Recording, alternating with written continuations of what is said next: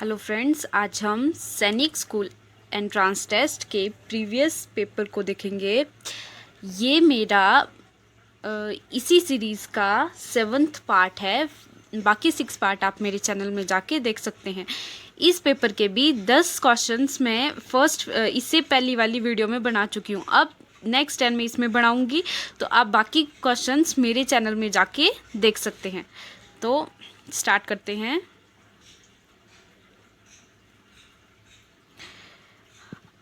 हमारा first question है, a train leaves Hyderabad at 1:15 PM। ठीक है, अब on Friday and reaches Chennai at 7:30 AM on Saturday. The duration of the journey, मतलब उसने स्टार्ट कब किया था? 1:15 PM फ्राइडे को, और नेक्स्ट डे मॉर्निंग में 7:30 पे वो पहुंची। तो हमने बताना है कि कितना टाइम लगा उसको। तो सबसे पहले तो 1:45 PM में स्टार्ट किया था। अब 1:45 PM से लेकर 1:15 PM से लेकर 1:15 AM तक, ठीक है, कितने घंटे हो गए उसको? 12, मतलब कितने आवर्स हो गए उसको? 12 आवर्स। तो उसको 1:15 PM से लेकर 1:15 AM तक हो गए, ठीक है, क्योंकि 12 आवर्स का डिफरेंस होता है ना, दोनों सेम मतलब टाइम पे, मतलब बस PM AM चेंज करेंगे तो दोनों के बीच का कितना डिफरेंस होता है? 12, वो मैंने लिख लिया। अब 1:15 AM से लेकर 7:30 AM तक कितना टाइम उसको और ज़्यादा लगा? तो उसको हम माइनस करके निकाल लेते हैं। मतलब मैं 7:30 से किसको माइनस कर दूंगी? 1:15 को। तो कितना आ गया? 30 बोरो कर लेंगे ना, यहाँ पे बच जाएगा 2, यहाँ पे बन गया 10। तो 10 - 5 5, 2 - 1 1, 7 - 1, यहाँ से बोरो किया था ना इधर को, तो यहाँ पे कितना बच गया? 6। 6 में से 1 गए तो कितने बच गए? सॉरी, यहाँ से बोरो नहीं किया था, यहाँ पे 7 ही है ना। 7 में से 1 गया, कितने बच गए? 6। ये और 12 आवर्स उसको 1 से 1 मतलब 1 PM से 1 AM तक हो गए थे। तो टोटल टाइम उसको कितना लग गया? 18 आवर्स 15 मिनट्स। तो हमारा कौन सा ऑप्शन सही है? C, 18 hours 15 minutes. हमारा नेक्स्ट क्वेश्चन है, Karishma bought 2 necklaces for 1,39,500. She sold one of them for ₹75,000 and other for 80,000. How much money did she gain? मतलब उसने 1,39,500 का खरीदा था उसने नेकलेस, ठीक है। तो मतलब वो क्या हो गया? उसका कॉस्ट प्राइस, और उसने 75,000 और 80,000 का खरीदा था उसने, मतलब बेचा उसने नेकलेस। तो वो क्या हो गया उसका सेलिंग प्राइस, ठीक है। तो खरीदे तो उसने दोनों 1,39,500 के थे, ठीक है, बट बेचे उसने अलग अलग प्राइस पे बेचे। तो पहले हम निकाल लेते हैं कि टोटल प्राइस कितना, मतलब टोटल सेलिंग प्राइस कितना होगा उसका, पहले वो निकाल लेते हैं। तो टोटल सेलिंग प्राइस कैसे निकलेगा? इन दोनों को प्लस करके। तो कितना आ जाएगा? 75,000 प्लस 80,000, तो कितना हो जाएगा? 15,500। मतलब हमारा टोटल जो सेलिंग प्राइस आ गया वो कितना आ गया? 1,55,000, ठीक है। अब खरीदा कितने का था? 1,39,500। बेचा कितने का? 1,55,500। कितना था? 55,000, ठीक है। तो अब उसको हुआ क्या? उसको हुआ प्रॉफिट, ठीक है, क्योंकि आपका सेलिंग प्राइस जो है वो आपके कॉस्ट प्राइस से बड़ा है। मतलब हुआ क्या? आपको प्रॉफिट, ठीक है। तो कितना प्रॉफिट कैसे निकलेगा? आपके सेलिंग प्राइस को आपके कॉस्ट प्राइस से माइनस करके, तभी निकलेगा ना आपको प्रॉफिट। तो सेलिंग प्राइस कितना है? 1,55,000, और आपका कॉस्ट प्राइस कितना है? 1,39,500। तो कितना आ गया आपका प्रॉफिट? तो यहाँ से बोरो करेंगे, 10 में से 5 गए, 5 बचे, फोर में से 9 जाएंगे नहीं तो बोरो करेंगे, 14 आ गया। 9, 10, 11, 12, 13, 14 तो कितना आ गया 5। यहाँ से यहाँ को बोरो किया था तो यहाँ पर बच गया था 4, तो 4 में से 3 गए 1, 1 में से 1 गए 0। मतलब आपका जो प्रॉफिट हुआ वो हुआ 15,500 रुपीज़। ठीक है, यही हमने निकालना था। तो कितना आ गया आपका प्रॉफिट 15,500 रुपीज़। तो आपका बी ऑप्शन सही है। हमारा नेक्स्ट क्वेश्चन है, a tall office building has 85 floors. मतलब कितने फ्लोर्स है बिल्डिंग में, 85 फ्लोर्स है। ईच फ्लोर हैज़ 48 विंडोज़, और विंडोज़ कितनी हैं 48। Each window is to be decorated with 64 tiny bulbs. How many bulb would we needed to decorate the. मतलब एक बिल्डिंग आ गई, ठीक है। अब बिल्डिंग में कितने फ्लोर्स है, 85 फ्लोर्स। अब हर एक फ्लोर में कितनी विंडोज़ हैं, 48 विंडोज़, और हर एक विंडो में कितने बल्ब लगे हुए हैं, छोटे छोटे बल्ब कितने लगे हैं, 64 बल्ब। ठीक है, तो हमने निकालना है कि टोटल बल्ब कितने लगेंगे, कितने बल्ब लगेंगे पूरे बिल्डिंग को कवर करने के लिए। तो अब कैसे निकलेगा, ये निकलेगा मल्टीप्लाई करके। मतलब 85 इंटू 48 इंटू 64। अब तीनों को मल्टीप्लाई करके कितना आ जाएगा आपका 85 इंटू 48 तो कितना आ गया मल्टीप्लाई करके, 8 5 ज़ा 40, 4 कैरी, 8 8 ज़ा 64, 64 प्लस 4 68, 4 5 ज़ा 22, 8 4 ज़ा 32, 32 प्लस 2 34, 0 8 10 4 कितना आ गया 4048। अब कितने बल्ब थे, 64 बल्ब थे एक विंडो में, तो कितना आ जाएगा मल्टीप्लाई करके, 4 0 ज़ा 0, 8 4 ज़ा 32, मतलब 2 इधर आ जाएगा और 3 कहाँ चला जाएगा इधर, तो 4 0 ज़ा 0, 0 प्लस 3 यहाँ पे आ गया, 4 4 ज़ा 16। अब 6 से मल्टीप्लाई करेंगे, 6 0 ज़ा 0, 6 8 ज़ा 48, 6 4 ज़ा 24, तो प्लस करके कितना आ गया 0 2 11 11 6 2, मतलब आपका आंसर कितना आ गया 2,61,120, 2,61,120। तो आपका कौन सा ऑप्शन सही है, आपका ए ऑप्शन सही है, 2,61,120। हमारा नेक्स्ट क्वेश्चन है, the smallest 5 digit number that is divisible by 19 is. ठीक है, मतलब हमने सबसे छोटी 5 डिजिट नंबर बतानी है जो 19 से डिवाइड हो जाती है। तो सबसे पहले तो हम सबसे छोटी 5 डिजिट नंबर ले लेते हैं, तो वो कौन सी होगी, 0 0 0 0 1। सबसे छोटी 5 डिजिट नंबर होगा आपका 10,000, क्योंकि इससे छोटा क्या हो जाएगा आपके पास 9,999, वो 4 डिजिट का होगा। तो सबसे छोटा 5 डिजिट नंबर कौन आ गया, ये। अब हम क्या करेंगे, इसको 19 से डिवाइड करेंगे, तो 19 1 ज़ा 19, ऐसे ले लो, 19 5 ज़ा 95, तो माइनस करके कितना आ जाएगा 5, और ऊपर से कितना उतर गया 0। 19 1 ज़ा 19, 19 2 ज़ा 38, 19 3 ज़ा 57, तो 19 2 ज़ा ले लेते हैं हम, 19 2 ज़ा 38, तो माइनस करके कितना आ जाएगा 2 1, ऊपर से कितना उतरा 0। 19 1 ज़ा, अच्छा कितना आ गया 120। अब 19 6 ज़ा कितना होता है, 19 6 ज़ा होता है 4, 6 1 ज़ा 6, 6 प्लस 5 11, 114, और 19 7 ज़ा कितना होता है 63, 6 और 7 और 6 कितना होता है 133। अभी मैंने करना क्या है, मैंने वो नंबर निकालना है स्मॉलेस्ट 5 डिजिट नंबर जो 19 से डिवाइड होता है। तो या तो 114, मतलब मैं इसको क्या करूँगी 6 से माइनस कर दूँगी और 114 आ जाएगा, ठीक है। तो इसको मतलब मैं 6 से माइनस करूँगी और मेरे पास वो नंबर आ जाएगा जो 19 से डिवाइड हो जाएगा, ठीक है। बट वो मेरे को नहीं चाहिए, क्योंकि इससे 6 माइनस करूँगी तो वो 4 नंबर वाला 4 डिजिट वाला नंबर हो जाएगा, ठीक है। वो गलत हो गया।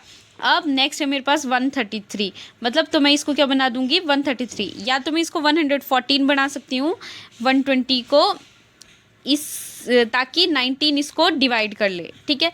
या तो मैं 133 बना सकती हूँ 120 को, ताकि 19 इसको डिवाइड कर दे, ठीक है।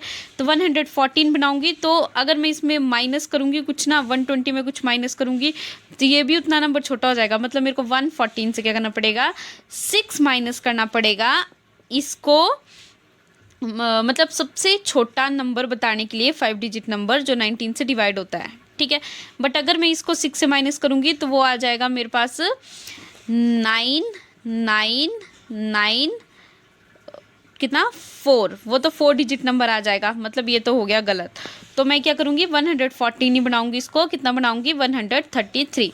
मतलब मेरे को 120 में कितना प्लस करना पड़ेगा 133 आने के लिए, तो 13। मतलब मैं क्या करूँगी, जो मेरे पास 10,000 है इसको मैं 13 से प्लस करूँगी, ताकि ऐसा नंबर बन जाए जिससे कि जो 19 से मतलब डिवाइड हो जाए, ठीक है। तो ये नंबर है जो 19 से डिवाइड हो जाएगा, ठीक है। तो कितना आ गया 113। हमारा कौन सा ऑप्शन सही है फिर, ये बी ऑप्शन 10,013, ठीक है। ऐसा क्यों किया हम, क्योंकि या तो मैं इसको 140 मतलब 120 को 114 बना सकती थी या 133, बट 114 नहीं मैं बना सकती थी कि फिर 4 डिजिट नंबर आ जाएगा, तो इसलिए मैंने इसको 133 बना दिया, इसको कितने से प्लस करके 13 से प्लस करके, ठीक है। तो फिर हमारा आंसर आ गया, तो कितना आ गया 10,013। हमारा नेक्स्ट क्वेश्चन है the greatest number that divides 38 and 68 leaving 8 as a reminder case in. मतलब मैंने वो नंबर बताना है, हाईएस्ट कॉमन नंबर बताना है, जो जब मैं उससे 38 और 68 को माइनस करती हूँ तो मेरे पास आंसर कितना आ जाता है, मतलब रिमाइंडर कितना बच जाता है 8। अगर दोनों को किसी नंबर से माइनस करने के बाद 8 बच जाता है, ठीक है, तो मैं उस रिमाइंडर को पहले ही हटा देती हूँ। जो डिवाइड होने वाला नंबर है अब मैं उसको ही के लिए रखूँगी। तो 8 से माइनस कर दिया दोनों को, तो कितना आ गया 30 और ये कितना आ गया 60, ठीक है। अब मैंने वो हाईएस्ट नंबर निकालना है, कॉमन नंबर निकालना है जो दोनों को डिवाइड करता है। तो वैसे तो ये आएगा इस तरह से, HCF निकाल के आएगा, बट इस क्वेश्चन में डायरेक्ट ही हो जाएगा, क्योंकि यहीं पे पता चल रहा है 31 ज़ा 30, 32 ज़ा 60। मतलब हाईएस्ट कौन सा नंबर है कॉमन जो इन दोनों को डिवाइड करेगा, तो 30। तो हमारा कौन सा ऑप्शन सही है, डी 30। वैसे जहाँ पे भी ग्रेटेस्ट की बात होती है वहाँ पे हम HCF निकाल के सॉल्व करते हैं ना, बट यहाँ पे करने की ज़रूरत ही नहीं थी, तो हमने डायरेक्ट 30 लिखा है। हमारा नेक्स्ट क्वेश्चन है decimal notation of 10 kg 2 decagram 6 gram is. मतलब हमने इसकी डेसिमल नोटेशन बतानी है 10 kg 2 डेकाग्राम और 6 ग्राम की। मैंने किस में चेंज करके बताना है, इसको केजी में चेंज करके बताना है, ठीक है। डेसिमल की मतलब डेसिमल लगा के, तो चेंज किस में करना है, हमने केजी में चेंज करना है, ठीक है। अब ये तो पहले से केजी में है तो इसको चेंज करने की ज़रूरत नहीं है, ये पहले से केजी में, इसको चेंज करने की ज़रूरत नहीं है। चेंज किसको करेंगे, इन दोनों को करेंगे, ताकि ये भी केजी में आ जाए। तो 1 डेकाग्राम किसके इक्वल होता है, 1/100 kg के, ठीक है। तो 2 डेकाग्राम कितने की इक्वल हो जाएगा, 2/100 kg के। ऐसे ही हो जाएगा ना। अगर आपकी एक चॉकलेट 5 रुपए की आएगी तो 2 चॉकलेट कितने की आएगी, 2 चॉकलेट कितने की आएगी, 5 2 ज़ा 10, ठीक है। मैंने क्या किया, 5 को 2 से मल्टीप्लाई कर दिया। सेम यहाँ पे भी वही चीज़ है कि 1 डेकाग्राम को अगर मैं केजी में चेंज करूँगी तो आ जाएगा 1/100। तो 2 डेकाग्राम में क्या कर दूँगी मैं कर दूँगी ऐसे 2 × 1/100, 100, तो 2 1 जा 2 और 100 आ गया डिवाइड में, ठीक है। अगर मैं इसको डेसिमल में लिखूं तो मैं कैसे लिखूंगी, 2 और डेसिमल के बाद कितने नंबर हैं, 2, तो 2 नंबर के बाद 0 लगेगी, तो 1 2 डेसिमल, और मैं यहाँ पे एक्स्ट्रा 0 लगा देती हूँ उसको सॉल्व करने के लिए, तो कितना आ जाएगा 0.02 kg, ठीक है। ये हो गया चेंज। अब मैंने चेंज करना है 6 ग्राम को, तो 1 ग्राम में कितने केजी होते हैं, 1/1000 kg, तो 6 ग्राम में कितने केजी हो जाएंगे, 6 × 1000, 6 डिवाइडेड बाय 1000, क्योंकि 1 से 6 मल्टीप्लाई करेगा तो 6 ही बनेगा। अब मैं इसको क्या करूँगी, डेसिमल में चेंज करूँगी, तो मैं लिखूँगी 6 और कितने 0 है नीचे, 3, तो 3 नंबर के बाद डेसिमल, 1 2 3 डेसिमल 0 kg, ठीक है, ये आ जाएगा। अब इसको मैंने क्या करना था, अब इन सबको एक साथ लिखना है ना मैंने, तो अब मैं इसको लिखती हूँ, कितना आ जाएगा 10 kg 2 decagram 6 gram is equal to 10 kg plus 2 decagram कितना बन जाएगा, 0.02 kg, और 6 ग्राम कितने की इक्वल आ गया, 0.006 kg, ठीक है। अब इन सबको करेंगे प्लस, तो कितना आ जाएगा 10 प्लस 0.02 प्लस 0.006 प्लस करके कितना आ जाएगा 620.01, कितना आ गया 10.026 kg, 10.026 kg, तो हमारा कौन सा ऑप्शन सही है, सी 10.026 kg। हमारा नेक्स्ट क्वेश्चन है, which of the following pair of angles are supplementary. Supplementary angle का मतलब क्या हो गया, अगर कोई भी दो एंगल है, मान लो x और y है, अगर उनका सम 180 होता है तो उसको क्या बोलते हैं, दोनों को एंगल्स को क्या बोलेंगे, वो क्या है, एक दूसरे के सप्लीमेंट्री है, क्या है, एक दूसरे के सप्लीमेंट्री, ठीक है। तो अब हमने देखना है कि किन दो का सम जो है वो 180 के इक्वल आएगा। एक बात और, अगर आपने दो एंगल सप्लीमेंट्री बताने हैं तो एक आपके पास ऑब्ट्यूस होना चाहिए और एक आपके पास क्या होना चाहिए, ऑब्ट्यूस, और एक क्या होना चाहिए, एक्यूट। मतलब जब भी आपने सप्लीमेंट्री एंगल्स बताने हैं दो, तो एक क्या होना चाहिए आपके पास 90 डिग्री से बड़ा, और एक क्या होना चाहिए आपके पास 90 डिग्री से छोटा, ठीक है। तब जाके आपके दो एंगल्स जो है वो सप्लीमेंट बनेंगे। तो ऐसा कौन सा पेयर है जिसमें एक एक्यूट है और एक ऑब्ट्यूस है, तो ये देखो, ये दोनों एक्यूट है, मतलब ये गलत है, ये दोनों ऑब्ट्यूस है, ये भी गलत है, ये दोनों तो राइट एंगल और स्ट्रेट एंगल है, ये भी गलत है। अब कौन से बच गए, सिर्फ ये दो बचे मेरे पास, जो एक ऑब्ट्यूस है एक एक्यूट है, मतलब ये आपका आंसर होगा। वैसे भी देख लो, 7 + 3 8 हो जाएगा, 7 + 3 कितना हो जाएगा 10, 113 और 67, 7 + 3 10, 1 आ गया, 6 7 8 और 1, ये सारी कंडीशन को प्रूफ मतलब सारी कंडीशन सेटिस्फाई कर रहा है ना, ये प्लस करके इनको 180 भी आ गया, एक ऑब्ट्यूस आ गया, एक एक्यूट आ गया, ये हमने सप्लीमेंट्री एंगल में मैंने आपको बताया था, तो ये आपका आंसर होगा। मतलब आपको कौन सा ऑप्शन सही होगा, बी। हमारा नेक्स्ट क्वेश्चन है, the parameter of rectangle and square are same.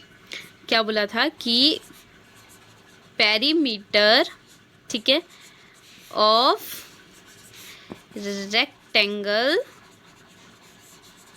Is equal to square, ठीक है, दोनों का क्या है, इक्वल है। अब पहले इनका फॉर्मूला लिख लेते हैं। तो रेक्टेंगल का पैरामीटर का फॉर्मूला क्या होता है, 2 × L + B, और स्क्वायर का क्या होता है पैरामीटर का फॉर्मूला, 4 × S, ठीक है। उसके बाद बोला है, the length and the breadth of the rectangle are 10 and 8। अब इसकी लेंथ और ब्रेड्थ कितनी है आपकी रेक्टेंगल की, 10 and 8, ठीक है, लिख दिया। अब आगे बोला है what is the area of square, मतलब मैंने स्क्वायर का एरिया निकालना है। अब स्क्वायर के एरिया का फॉर्मूला क्या होता है? स्क्वायर के एरिया का formula side into side, but अभी हमारे को साइड पता नहीं है, हमने साइड निकालनी है। तो अभी हम साइड निकालेंगे यहाँ से, ठीक है, यहाँ से निकल जाएगी। तो हम इसको मतलब पूरी तरह से सॉल्व नहीं करेंगे ना, ये दोनों जो है वो आपस में क्या कर रहे हैं? मल्टीप्लाई, ठीक है, मल्टीप्लाई कर रहे हैं। तो मतलब ये एक ही टर्म है और ये तो है ही एक टर्म, तो यहीं से हमारा आंसर निकल जाएगा इसको सॉल्व करके। तो मतलब डायरेक्ट कटिंग करके तो कितना आ जाएगा? 2 1 ज़ा 2, 2 2 ज़ा 4। अब इन दोनों को प्लस करके कितना आ गया? 18 इज इक्वल टू 2s। तो 2 1 ज़ा 2, 2 9 ज़ा 18, मतलब साइड कितनी आ गई? 9। ये आ गई साइड हमारी, ठीक है, 9 सेंटीमीटर आ गई साइड यहीं से। तो आगे हमारा आंसर निकल जाएगा, ठीक है, यहीं से हमारा आंसर निकल जाएगा। साइड आ गया ना, एरिया निकालना है। तो साइड इनटू साइड, एरिया का फॉर्मूला, एक साइड कितनी है? 9, दूसरी साइड भी कितनी है? 9। तो 9 9 ज़ा 81 सेंटीमीटर स्क्वायर, ये आ गया हमारा एरिया ऑफ स्क्वायर। तो कौन सा वाला ऑप्शन से? ये हमारा सी ऑप्शन, 81 स्क्वायर सेंटीमीटर, ठीक है। अब हमारा नेक्स्ट क्वेश्चन है which of the following measure of 3 angles be those of triangle, ठीक है, मतलब हमने बताना है कि कौन से एंगल्स जो हैं वो ट्राइंगल बना रहे हैं, ठीक है, एक तरह से वही है। तो हम क्या करेंगे? प्लस प्लस करके हम आंसर निकालेंगे। तो ये वाला तो पहले से ही कट हो जाएगा हमारे पास, क्योंकि ये दोनों बहुत बड़े हैं। ये 132 है, ये 169 है। तो इसका 100 और इसका 100 में प्लस करूँगी तो वो तो वैसे ही 200 आ जाएगा, तो 180 तो हो नहीं सकता, तो ये तो वैसे ही कैंसिल हो गया, ठीक है। तो इसको छोड़ देते हैं और इन तीनों को हम प्लस करके देखते हैं कि कौन सा वाला आंसर हमारा आएगा। तो फर्स्ट कितना है? 52 69 79, ठीक है, इसको प्लस करके देखते हैं आता है कि नहीं। तो कितना आ जाएगा इसको प्लस करके? 9 + 9 18, 18 + 2 20, 2 आ गया, कितना आ जाएगा? 5 + 6 7, 7 2 ज़ा 14, 7 3 ज़ा 21, 21 से 1 कम होगा ना क्योंकि यहाँ पे 6 है, तो 20, कितना आ गया? 200। तो ये गलत है। नेक्स्ट देखते हैं, नेक्स्ट कितना है? 30 69 71, इसको प्लस करके देखते हैं आता है 180 की नहीं। 9 + 1 10, 1 कैरी, 7 3 10, 10 + 7 170, ये भी गलत है। नेक्स्ट देखते हैं 32 69 79, इनको प्लस करके देखते हैं आता है 180 की नहीं। तो 9 + 9 18, 18 + 2 20, 2 कैरी आ गया, कितना आ गया? 7 7 + 6 13, 14 15 16 17 18, ये आ गया आपके पास 180, मतलब आपका डी ऑप्शन सही है। हमारा लास्ट क्वेश्चन है विच स्टेटमेंट इज ट्रू। हमारा नेक्स्ट क्वेश्चन है all hexagon are triangle because they have at least 3 sides. Hexagon are triangle because they have at least 3 side. ऐसा नहीं होता है, एटलीस्ट का मतलब ही नहीं है, हेक्सागन मतलब 6 साइड वाला, तो एटलीस्ट 3 साइड का मतलब तो हो गया कि उसमें 3 साइड भी हो सकती है, 4 भी हो सकती है और 6 भी हो सकती है। तो ये गलत है ना, तो ये तो वैसे ही गलत हो गया। All octagon are polygon because, मतलब हमने यहाँ पे ट्रू वाली स्टेटमेंट ढूंढनी है। ऑल पॉलीगन और octagon are polygon because they have at least 3 sides. इसमें भी सेम वही गलती की है, ऑक्टागन में 8 साइड होती है ना, तो एटलीस्ट 3 का तो कोई मतलब ही नहीं हुआ। अगर यहाँ पे मतलब एटलीस्ट 3 साइड का मतलब है इसमें 3 साइड भी हो सकती है, बट ये गलत है ना, क्योंकि ऑक्टागन में तो हमेशा 8 होती है, 3 तो हो ही नहीं सकती। तो नेक्स्ट क्वेश्चन है all parallelogram are rectangle because they have 2 set of parallel sides. हाँ, ये वाला ट्रू है। क्यों? क्योंकि यहाँ पे लिखा है कि पैरेललोग्राम जो है वो रेक्टेंगल है। कैसे? क्योंकि उसमें 2 सेट ऑफ पैरेलल साइड है, मतलब उसकी 2 जो पैरेलल साइड, जैसे मतलब ये वाली और ये वाली दोनों, जैसे अगर मैं बनाऊँ तो ये वाली और ये वाली आपस में क्या होगी? पैरेलल, और ये वाली भी क्या होगी? पैरेलल। मतलब ये क्या आ गया? पैरेललोग्राम, ठीक है। मतलब ये एक तरह से रेक्टेंगल ही है, बस रेक्टेंगल की डेफिनेशन क्या होती है, उसकी आमने सामने वाली जो पैरेलल साइड्स जो होती है उसकी वो इक्वल है, तो यही चीज़ पैरेललोग्राम में है, मतलब ये सही है। नेक्स्ट है all rhombus are square because they have four sides that are all the same length. Rhombus are square, rhombus square है because they have four sides, इसमें क्या है 4 साइड है, और that are all the same length, और सबकी length जो है वो सेम है, ठीक है। बट इसमें फ़र्क क्या है कि स्क्वायर में क्या होते हैं आपके, स्क्वायर में होते हैं आपके 90 डिग्री के एंगल्स होते हैं ना, और रोम्बस नहीं होता है, रोम्बस आपका काइट की तरह होता है, रोम्बस ऐसा होता है ना, बट आपका जो रेक्टेंगल होता है वो कैसा, सॉरी स्क्वायर कैसा होता है, ऐसा होता है, तो मतलब आपका ये वाला सही है। वैसे अगर ये वाला नहीं होता तो ये भी सही हो सकता था, बट अभी ये सही है, ये फॉल्स है, ठीक है, क्योंकि ये ज़्यादा करेक्ट है तो इसको हम आंसर मानेंगे। बाकी क्वेश्चन हम अपने नेक्स्ट पार्ट में करेंगे। Thank you.